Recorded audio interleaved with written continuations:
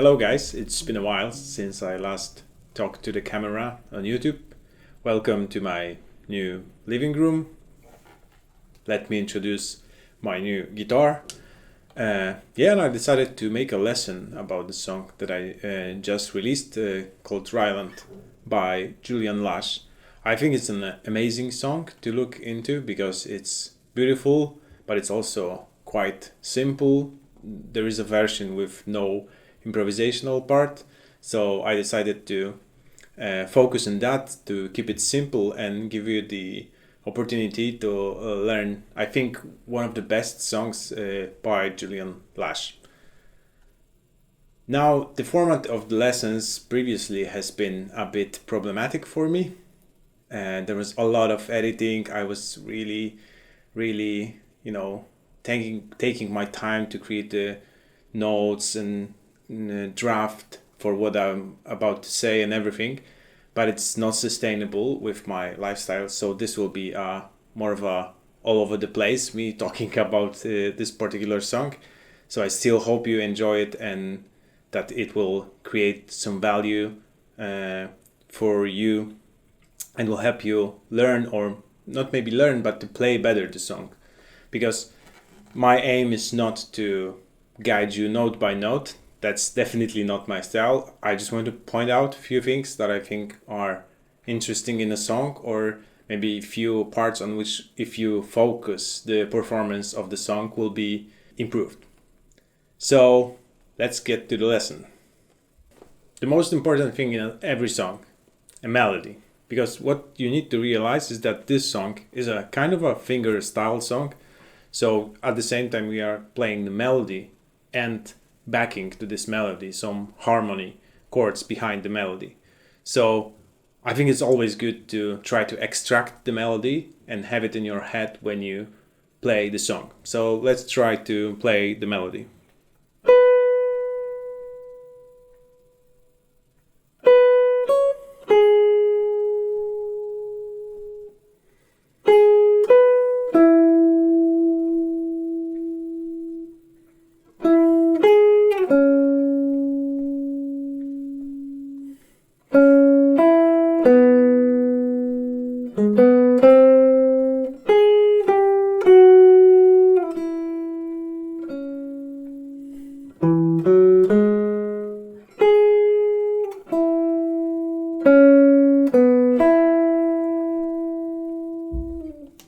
So something like this. I would advise you to practice, to sing, to get the melody in your head. Okay, second thing about the song, and I think maybe it's even as important as the melody, is understanding that this song is written in time signature 6/8, meaning every bar consists of 6/8 notes, two groupings of 3 notes, and the first note of second grouping is heavily accented. So you have this motion of 1, 2, 3, 2, 2, 3, 1, 2, 3, 2, 2, 3.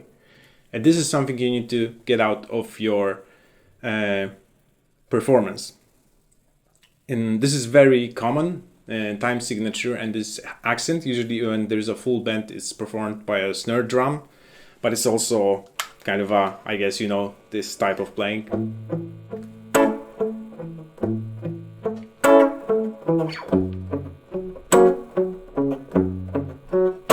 This is exactly this kind of approach and rhythm you need to have in your head to perform the chords. So when we look at the first bar, it's like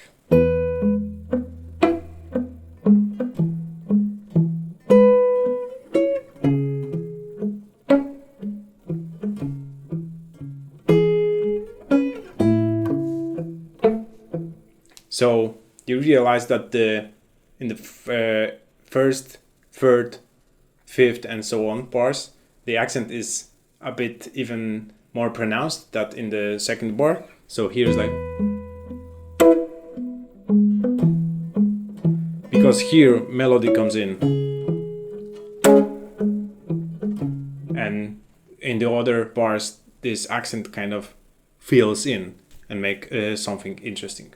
To help us create this 6/8 vibe, a very important part of it is also palm muting. I written down which notes should be palm muted with the staccato dots, so like the dots under notes. You can see which ones should be muted, and this is simply done by putting this part of your hand here. And it's also interesting thing because by how much you push or how deep into the strings you will move your palm, there is a quite different sound, so you can experiment a bit with that. So you can see this is barely muted, but you can mute it really heavy, so there's barely any note in the sound. And so this is a thing you can experiment with. When it comes to technicalities, the most tricky part are those bars in which there is this kind of a sliding of two notes together, and understanding this needs to be as fluent as possible, as smooth as possible. Maybe I'm talking about this part.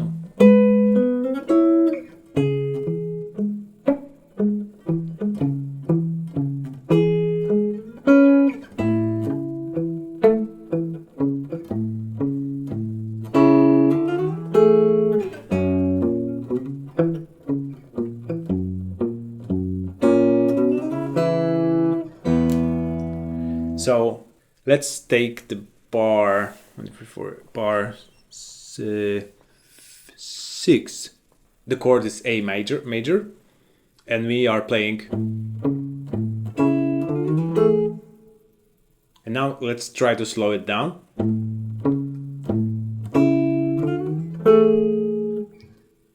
And even slower.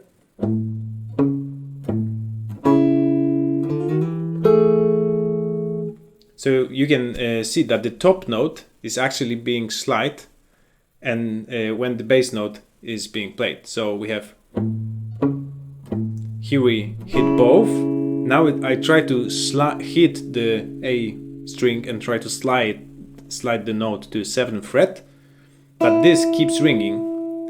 So I do like,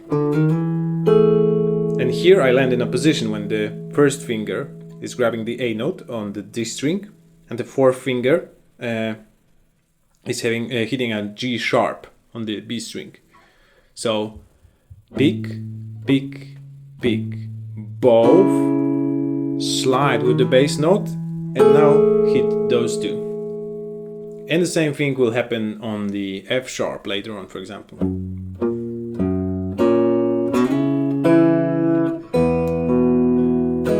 And the thing is, like, when you practice this slowly, it feels kind of square, but when you get the tempo and you get the smoothness into that phrase, it becomes really nice and creates a very pleasant sound.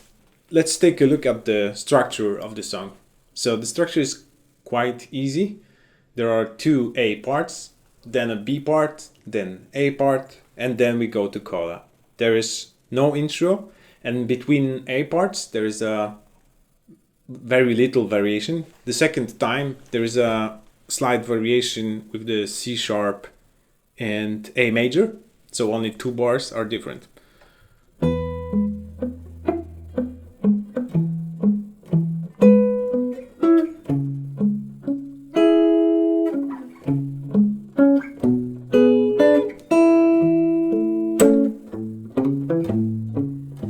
We are back on track as we played the first A. Then there is a part B, which I would advise to get some dynamics between part A and B. And then there is a quite simple coda with few chords. So from E we go to C sharp, then we go to C diminished, and then to B7, B11, and then we go to this one, and then to, this is F sharp 7, So you can use your thumb to get the bass ringing, or actually if you want to play the whole chord, you can do this. I think Julian does this sometimes. The ending is a simple palm muting, and the last bar is kind of slowing down to end the song, so we do.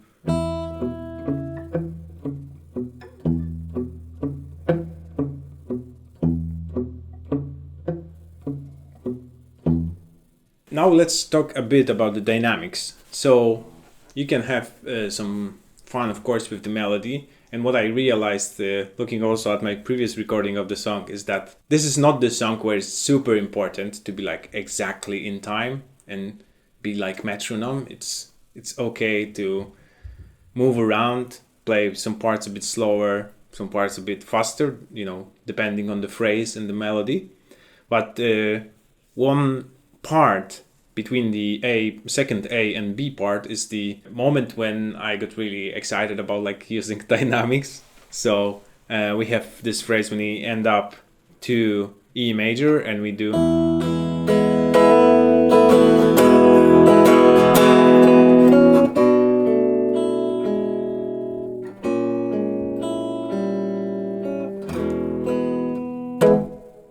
And I think like building up this E chord and then getting it down to this B minor is a really, really nice thing to look at. I encourage you to think about these parts also, and how the dynamics can make the song a bit more lively.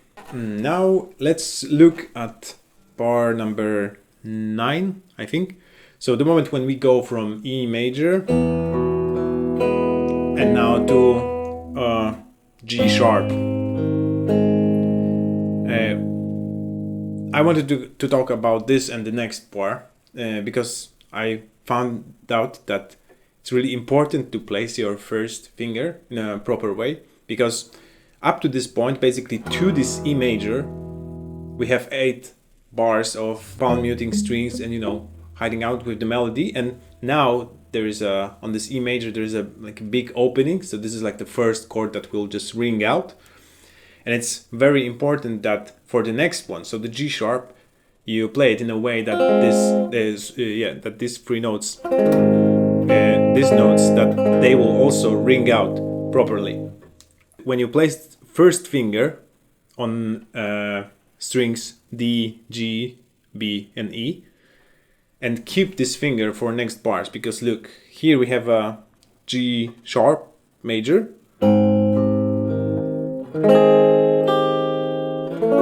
and we slide this into the next chord, which creates a very smooth transition, and we keep the finger in place. Now we do this slur, and we use the second finger. So this bar, we are barring this 4 strings for 2 whole bars. So let's take it slowly.